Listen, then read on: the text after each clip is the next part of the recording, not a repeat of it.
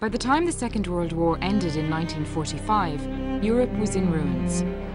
The daunting task of rebuilding and planning a better future began. The 1950s brought a spirit of new beginnings, and Robert Schuman, the French foreign minister, gave a speech outlining a vision of France, West Germany, Italy, and the Benelux countries, sharing strategic resources in order to build a lasting peace in Europe. The need for an external representation for the newly formed European community was apparent right from the start. When Jean Monnet set up a transatlantic office in 1954, the first foundation stone of the external relations of the European community was laid. Europe's first steps to be present in the wider world coincided with the dismantling of European empires. In Europe, the effects of the Cold War intensified with the building of what was to become the iconic symbol of the Cold War, the Berlin Wall. While in Western Europe, walls were coming down. In 1968, the customs union was completed and goods now passed freely and unchecked across the borders of the member states. The European community continued to grow, with the accession of Ireland, the UK and Denmark. The mid-70s also saw the signing of community protocols with 8 southern and eastern Mediterranean countries. The relationship and attention given to Latin America was strengthened when Spain and Portugal joined. Stronger ties were also developed in Asia. Europe became more professional in its dealings with the rest of the world. An international European personality was steadily being created to deal with the changing world. By 1980, there were 50 delegation offices around the world. Delegations opened at the rate of 5 a year, as Europe took an increasing role in world affairs.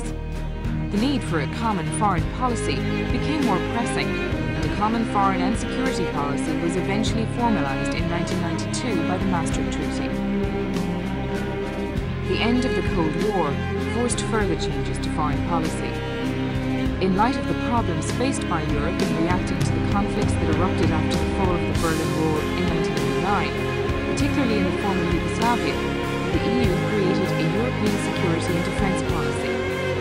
A rethink of the external service led to a major overhaul in 1998 when the Amsterdam Treaty established the position of High Representative. We have to move towards more active and less declaratory foreign policy. Good and to enlarge it by deeds.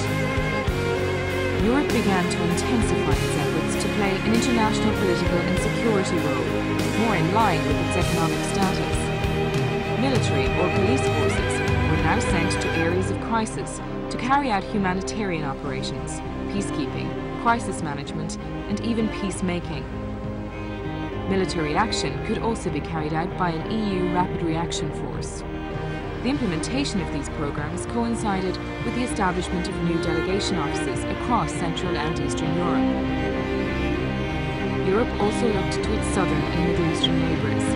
In 1995, the 15 member states of the EU came together with 12 governments from the region. The Euro-Mediterranean Partnership promoted democracy, human rights and cooperation among the partners. Now in 2007, the EU has expanded to 27 member states, effectively pushing the European border further east to a new set of neighbours. The European Neighbourhood Policy emerged to help the EU's neighbours benefit from the possibilities offered by an enlarged EU and to support their own reforms. Today, the EU is the world's largest donor of development assistance, accounting for more than half of the world's official aid. Today, Europe has a global reach, facilitating trade and development, supporting human rights and free elections in order to promote democratic values. We have to work with all our partners in order to make issues go forward and thus bring the international community together. And the more we can do, the more effective we will be. This is what we call For 50 years, the European dream has ensured peace on the continent. In a world of global threats and challenges, the Europe of the 21st century will continue to tackle the current concerns of its citizens, such as the economy, quality of life and security. It will also become a stronger global player committed to multilateralism, using its foreign policy tools of aid, trade and economic agreements to promote human rights, democracy, freedom and justice throughout the world.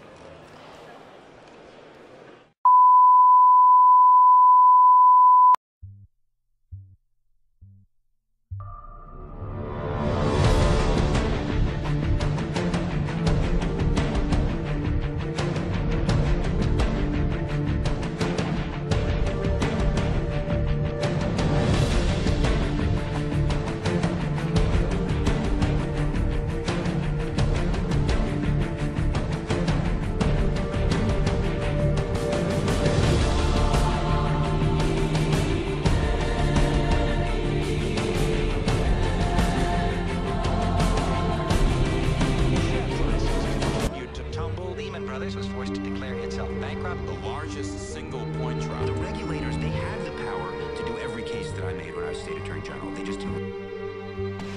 Quemas de automóviles y disturbios en los suburbios de Estocolmo. La violencia en la capital sueca alcanzó su tercer día consecutivo en las primeras horas del miércoles. Según la policía local, decenas de vehículos ya fueron incendiados. Una escuela y una guardería en una de las zonas más pobres de la capital fueron incendiadas. El primer ministro Fredrik Reinfeldt dijo que todos deben asumir la responsabilidad de restaurar la calma. El político atribuyó algunos de los problemas que se presentan en los barrios pobres de la capital al acalorado debate que se está produciendo en torno a la inmigración en el país. Hoy recorrió España y desde allí la noticia de que hubo conatos de saqueo en el sur español, en un área, en un pueblo cercano a Cádiz y también en localidades cercanas a Sevilla.